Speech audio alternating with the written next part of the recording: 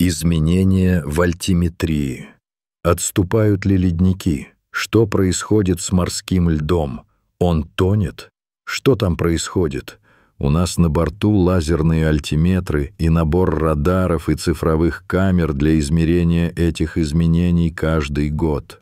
Ученые НАСА недавно сделали поразительное открытие под ледяной крышей Гренландии, и то, что они нашли, может переписать историю Земли. Под слоями километров толщины льда спрятался колоссальный кратер, который эксперты считают образовался в результате удара метеора, мощного настолько, чтобы изменить планету. Но это еще не самое безумное. Для этого мы используем лазерные альтиметры на самолетах и проводим детальные исследования того, как движутся и тают ледники Гренландии, и как изменение толщины арктического морского льда соотносится с изменениями в океане.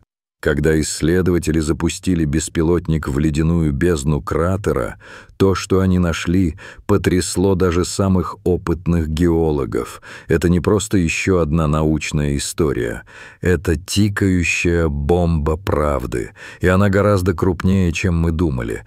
Поразительная находка под множеством льда. Представьте себя на краю ледяной пустоши. В случае Гренландия — огромный ледяной покров, простирающийся во всех направлениях. Ветер завывает, под ногами более мили сплошного льда. Вы смотрите на белый горизонт и ничего не видите, но прямо под поверхностью скрыто что-то громадное, колоссальный кратер, неизвестный и невидимый до сих пор. В 2015 году миссия NASA Ice Bridge, которая использует продвинутый радар, проникающий через лед на борту самолетов, обнаружила массивную аномалию под гренландским ледником Хаява. То, что сначала казалось радару, было странным углублением в форме круга. Это был не просто круг. Этот круг был примерно 19 миль 30 километров в поперечнике, почти такой же размер, как город Париж. Ученые были потрясены. Радары показывали острый край и центральную подъемку, что является классическими признаками ударного кратера. Но как могло что-то такое огромное скрываться под почти 2 километра льда? Сателлитные снимки предоставили более широкий взгляд. Окружность кратера была неоспорима даже с орбиты. Однако десятилетиями или даже веками эта огромная структура была невидима через ледяную завесу. Радар, который идентифицировал это невероятное открытие, был применен лишь недавно, что позволило такому массивному объекту оставаться неизвестным для всей истории человечества, молчаливый колосс, застывший во времени. Дальнейший анализ оценил глубину углубления примерно в 300 метров, что примерно равно высоте Эйфелевой башни, закапываемой под землей. Подтверждено спутниковыми и воздушными данными, этот кратер Гренландии является одним из крупнейших ударных кратеров на Земле. Сам размер делает его особенным. Но еще больше шокировало то, насколько он был чист и не повержен эрозией, как будто геологически он молод. Это было неожиданно.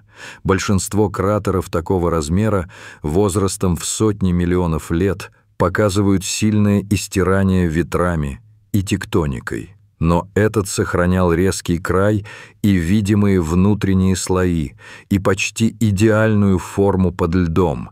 Годами этот гигант оставался научным призраком, обсуждаемым в журналах, но еще не исследованным. Это изменилось, когда НАСА решила запустить дроном на кратер в ледяные глубины. Ни один член команды не знал, что они найдут. Волнение сменялось страхом. Если этот кратер действительно молод, хорошо сохранился и образован метеоритом, Это может поколебать все наше представление о недавних ударах по Земле и региональной истории климата. Полет дрона был не просто тестом, а прорывом через границы. Это означало спуск в неизведанное, в мир ледяных скал и древней геологии, где камни, застывшие давно, молчаливо говорили бы, а лед прятал бы секреты жестокого столкновения. Вопрос, который волновал всех, был прост: что он найдет на самом деле? Первые зацепки предполагали, что кратер мог не быть древним. Возможно, он образовался во время Плеоцена, до 3 миллионов лет назад. Если так, этот кратер — современный шрам от космоса, который мог по-новому повлиять на климат и жизнь людьми иногда.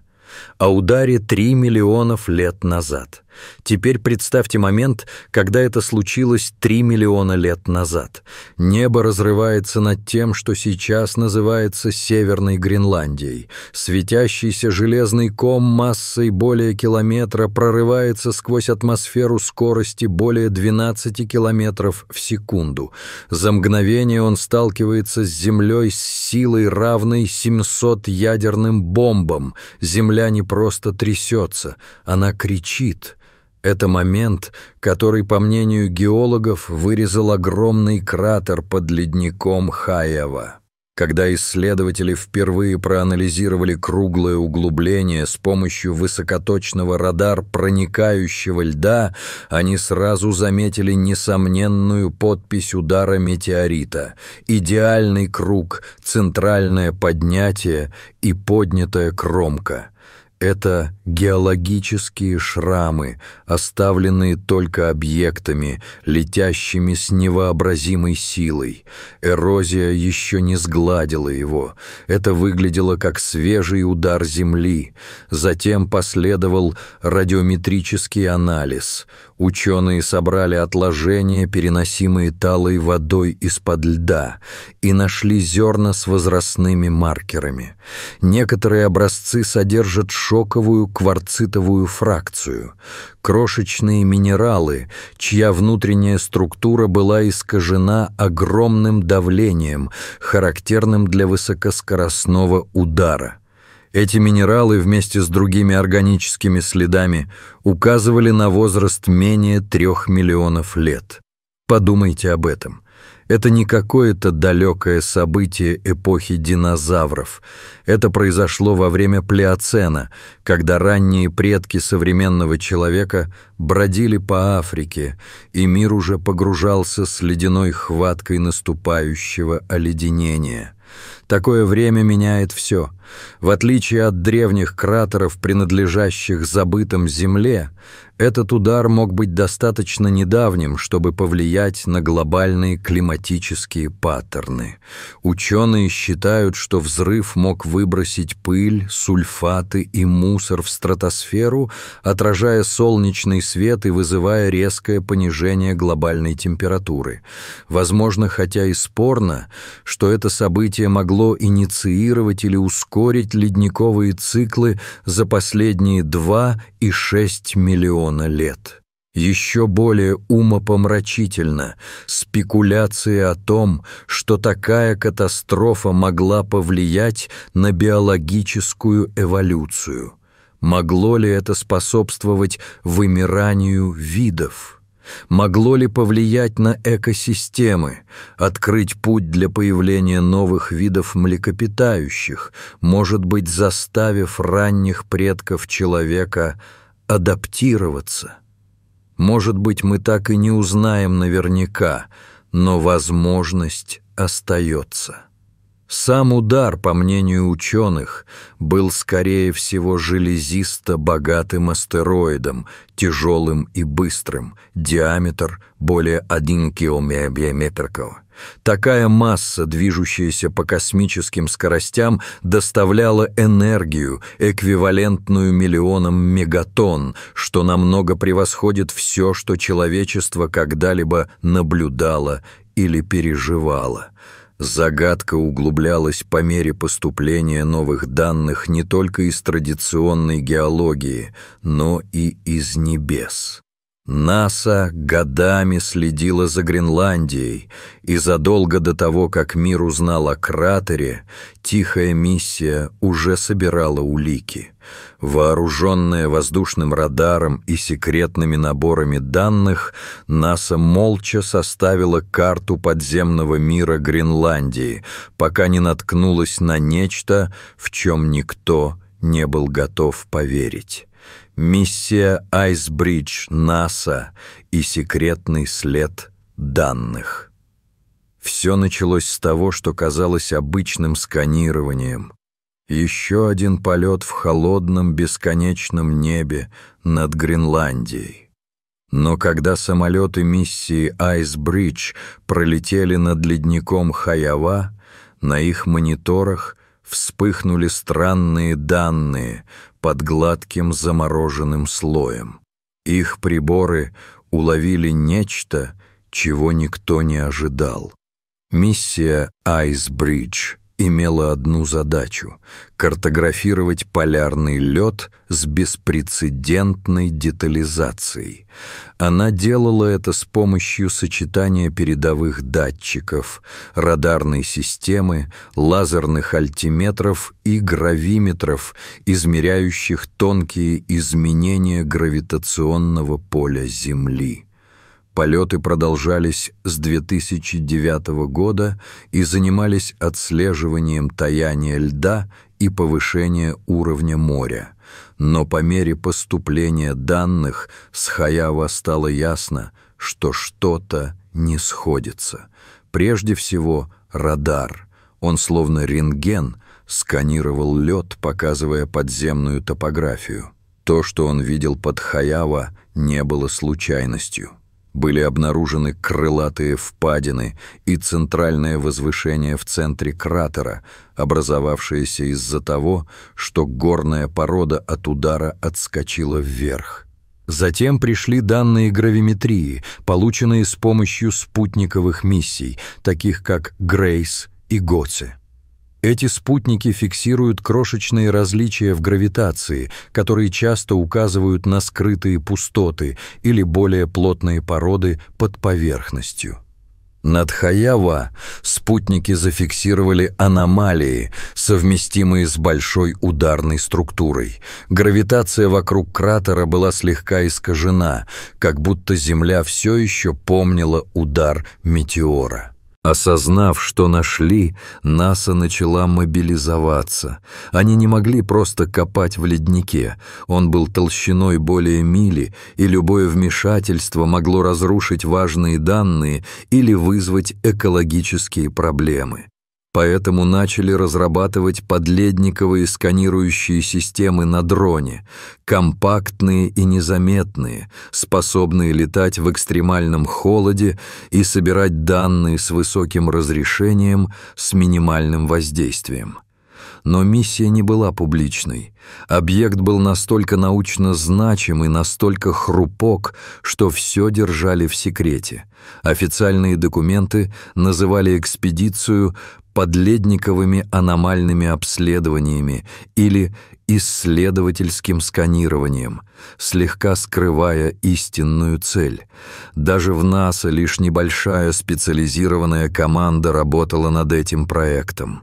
А дрон был не просто для фотографий. Он был оснащен сверхчувствительными магнитометрами, зондами для сбора образцов и экологическими датчиками, спроектированными для сканирования, сбора и даже обнаружения следовых элементов без касания древних отложений. Их цель заключалась в том, чтобы узнать все возможное, не место, которое могло не быть тронуто миллионы лет. Это было не просто очередное обследование НАСА, это была расчетная скрытая попытка заглянуть в одну из величайших неизведанных областей Земли. Они собирались полететь в прошлое, в место, сформированное огнем и запечатанное льдом. Теперь вопрос стал, смогут ли они действительно добраться до него?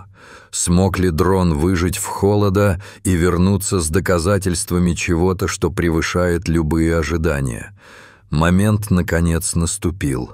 После лет анализа, планирования и скрытой разработки новых технологий за кулисами, команда криодрона НАСА стояла на краю ледника Хаява. Летнее окно таяния льда открылось. Короткий период, когда талые воды прокладывают глубокие туннели под брюхом ледника.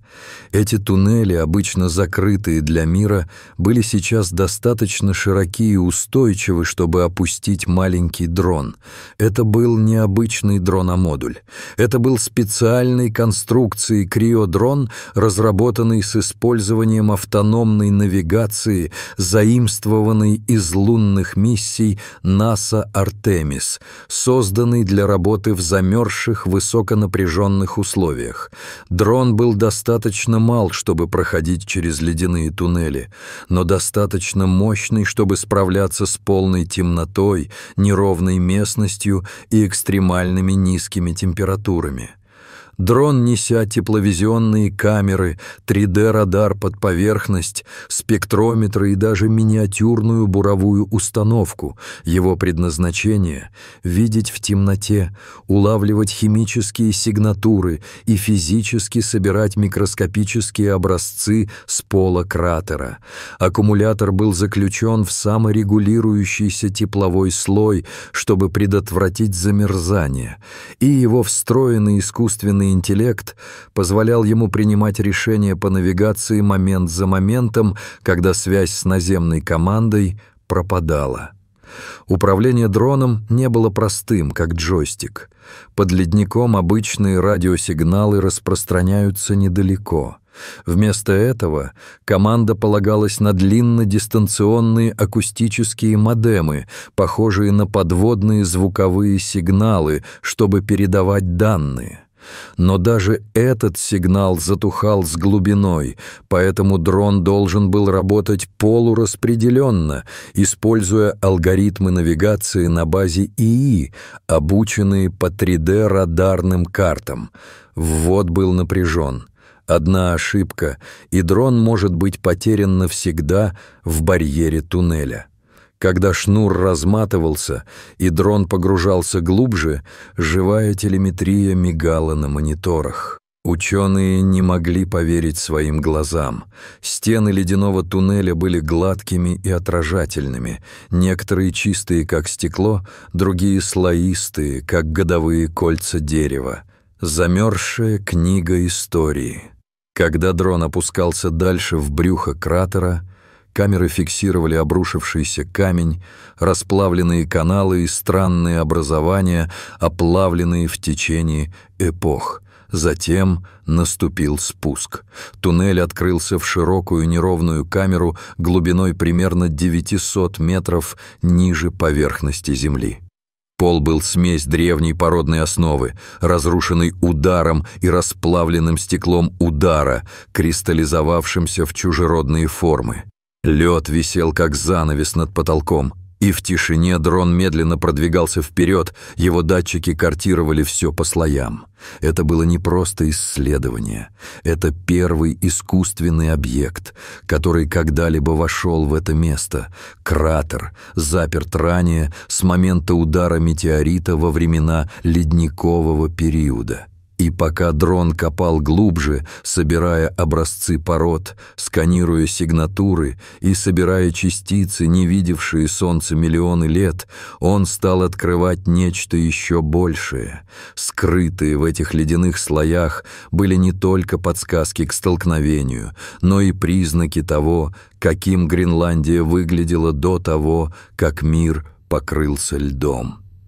Подтверждение глубокой эпохи, от глубин времени до ледяного покрова. Легко над километром ледника ученые начали находить нечто совершенно неожиданное — слои осадочных пород и каменные образования, предшествовавшие ледниковому периоду.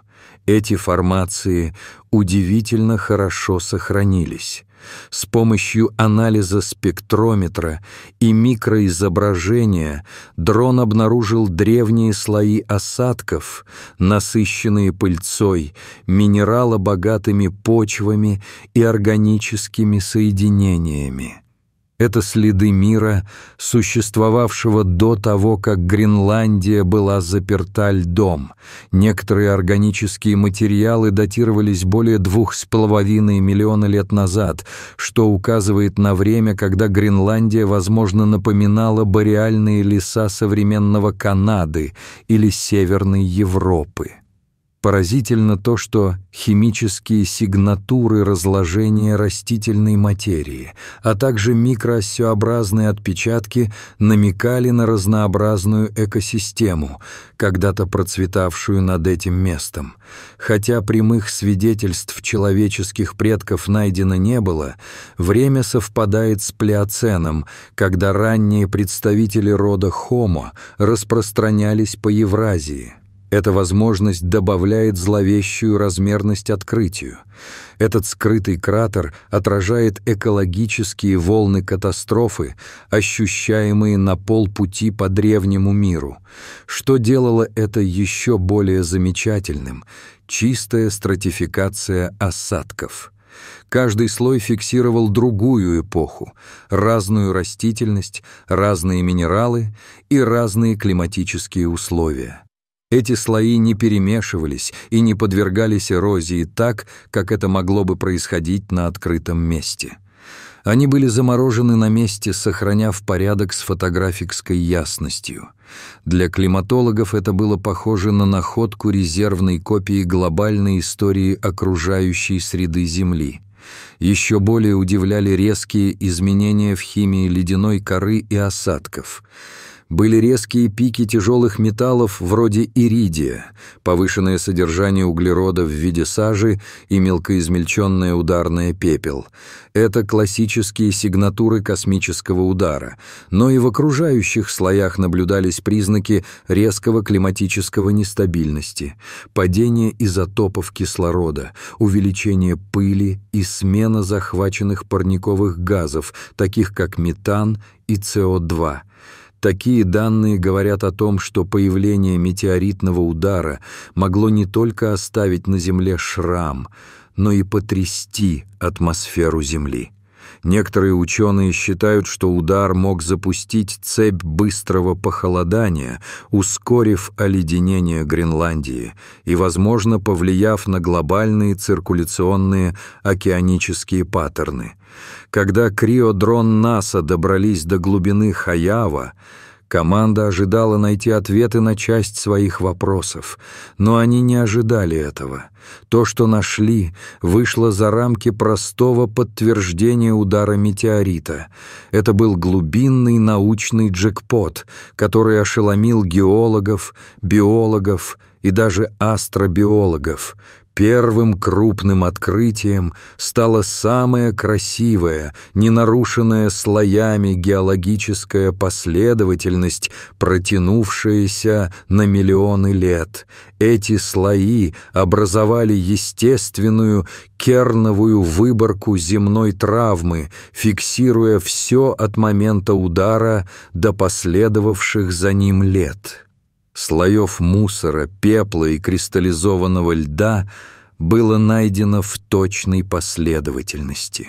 В отличие от кратеров на поверхности, они защищены ледяной завесой толщиной более мили, которая охраняла эти записи от ветра, осадков и тектонических движений. Впервые ученые могли прочитать непрерывную временную шкалу планетарного столкновения, от миллисекундного удара до экологических последствий спустя столетия. Среди обломков на дне кратера спектрометры дрона отметили нечто еще странное. Это были микроскопические крупинки металла, встроенные в лед и осадок. Поимка подтвердила наличие фрагментов метеоритного железа с никелем, обогащенных кобальтом и элементами платиновой группы, сигнатуры внеземного происхождения. Но это были не земные камни, это были фрагменты самого объекта, который ударил Гренландию с приблизительно 12 метким, с энергией, эквивалентной детонации 700 ядерных бомб. Это было как держать пулю, что поцарапало планету. Еще более шокирующими оказались следы углерод-содержащих органических соединений в сохраненном осадке.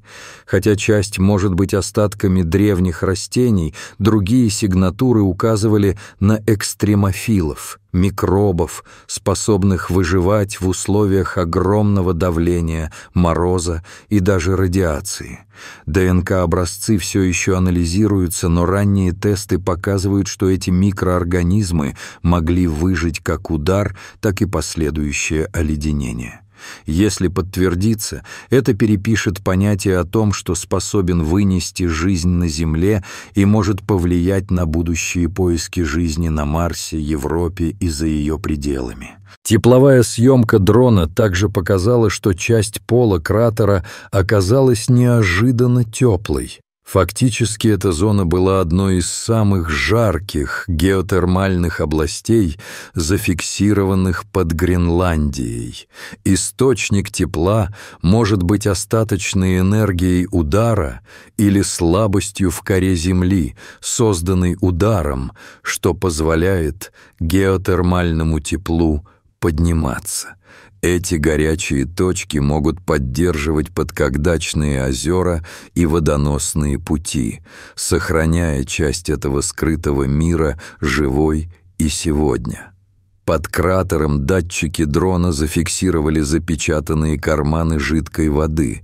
Эти подледниковые озера, возможно, изолированные миллионами лет, представляют собой уникальный биом. Любые организмы внутри могут дать представление о жизни в условиях крайней изоляции, как те, что может найтись на ледяных лунаках Юпитера или Сатурна. Вся миссия стала эпицентром современного удара науки.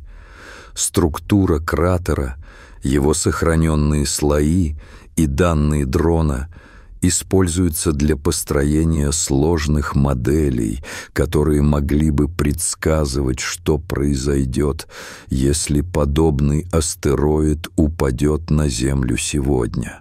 Эти модели могут повлиять на все, от подготовки к катастрофам до планетарной обороны. Это было не просто открытие. Это окно в прошлое Земли, зеркало ее хрупкости и чертеж ее будущего. Но по мере того, как команда праздновала свои находки, стало ясно, что это предупреждение. Этот кратер был не просто чудом науки, но предупреждением. Это сообщение из глубокой древности о том, что произойдет, когда космос снова устремится к Земле. Почему это не только удивительно, но и страшно? Кратер Хаява — не просто впечатляющее научное открытие, а космический звоночек тревоги, звонящий из-под льда. Что началось как тихая аномалия под Гренландией, теперь потрясло научное сообщество до глубины души. Не потому, что было найдено, а потому, что это значит для будущего Земли. Долгие годы считалось, что планетарные удары астероидов редки. Одно в 100 миллионов лет, такие удары, которые вычищали динозавров. Но кратер Хаява, возраст которого менее 3 миллионов лет, изменил эту шкалу. Это предполагает, что такие разрушительные удары могут происходить каждые несколько миллионов лет. В геологических терминах это почти что вчера, и завтрашний день может оказаться не так уж далеким. Ученые считают, что удар Хаява спровоцировал цепную реакцию по всей планете. Сама энергия удара могла испарить воду, выбросить обломки в атмосферу и вызвать резкое глобальное охлаждение. Некоторые образцы ледяной коры даже намеком на климатическую аномалию, в это же время, возможно, связанные с экологическими последствиями удара. Это не просто научное научное любопытство, а пример уязвимости планеты. Представьте, если бы тот же метеорит упал на Землю сегодня. Ширина около 1 километра, но энергия удара была бы за пределами шкалы сотни ядерных бомб. Если бы он упал в современный город, все в радиусе 100 миль было бы уничтожено за считанные секунды. Ударные волны смяли бы здания на многие мили. Пламенем бы пылали города. Цунами могли бы затопить прибрежные зоны, и пыль и пепел, блокирующие солнечный свет, могли бы охладить планету и привести к краху сельского хозяйства на годы. Это не научная фантастика. Это то, что уже происходило в древности до того, как люди построили города. Поэтому открытие ужасно, потому что оно доказывает, что поверхность Земли не так стабильна, как мы думаем. Тихие льдистые щиты могут скрывать катаклизмы, океаны могут маскировать кратеры, и человечество все еще угадывает, что же впереди в темноте. С тех пор НАСА и другие космические агентства обновили свои модели частоты звездных ударов. Больше внимания уделяется средним по размеру астероидам, которые ранее не считались. Это может привести к массовым разрушениям. Хаява изменила это. Теперь он включен в симуляции планетарной обороны, помогая ученым готовиться к непредвиденному. Но, возможно, самой пугающей частью является следующая мысль. Если что-то настолько гигантское может скрываться под тысячелетиями под нашей собственной планетой, что же еще прячется, тихо тикая под поверхностью, ожидая своего момента? Кратер Хаява — не просто открытие, это напоминание. Земля уже была поражена и еще будет. Единственный вопрос — когда? Что еще может скрываться под льдом? Открытие кратера Хаява нарушило то, что мы думали, что знаем о недавней истории Земли, но это может быть лишь началом. Потому что ледяной щит Гренландии, огромный и древний, вероятно, прячет больше одной тайны. Он тянется на около 660 тысяч квадратных миль, пряча целые миры под льдом толщиной более мили.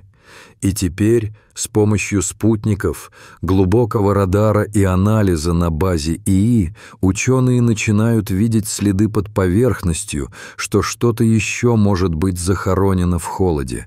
Хаява не один. Радарные сканы и спутниковая гравиметрия выявили десятки странных круговых углублений по всей Гренландии. Некоторые большие, некоторые идеально круглые, некоторые искажают гравитацию немного, как будто что-то плотное и массивное однажды ударило и зарыто глубоко. Ученые называют их аномалиями, но многие считают, что это могут быть неразведанные кратеры, каждый со своей собственной историей насильственного происхождения. И это не только удары. Под льдом геологи предполагают наличие целых ископаемых лесов, подледниковых озер, запечатанных от поверхности миллионы лет, и нетронутых ландшафтов, замороженных во времени. Это не беспредельные догадки. В Антарктиде исследователи уже нашли сотни подледниковых озер, включая озеро Восток, которое может содержать древнюю жизнь. Гренландия может скрывать то же самое, возможно, даже большее. Еще более тревожным является факт, что некоторые ученые полагают, что Гренландия может содержать доказательства прошлых массовых вымираний, которые никогда не связывали с каким-либо известным ударом. Эти спрятанные кратеры и сжатые слои ископаемых могут помочь объяснить загадочные пробелы в биологической летописи Земли. События, о которых мы никогда не знали, скрыты под льдом все это время. Благодаря Хаява игра изменилась. С тем, что дроновые технологии доказали свою эффективность в экстремальном холоде, и руководимый радар развивается с молниеносной скоростью, ученые планируют новые миссии, которые будут глубже, длиннее и рискованнее, чем когда-либо прежде. Фокус выйдет за пределы Гренландии, в Антарктиду и даже на ледяные спутники, такие как Европа и Энцелад. То, что показал Хаява, говорит о том, что поверхность Земли — это не вся история. Самые старые истины могут лежать под нашими ногами, ожидая машину, миссию или ошибку, чтобы их раскрыть. Мы думали, что знаем нашу планету, но лед до сих пор хранит тайны. Что вы думаете об этом открытии? Поделитесь мыслями в комментариях. Спасибо за просмотр. Увидимся в следующем видео.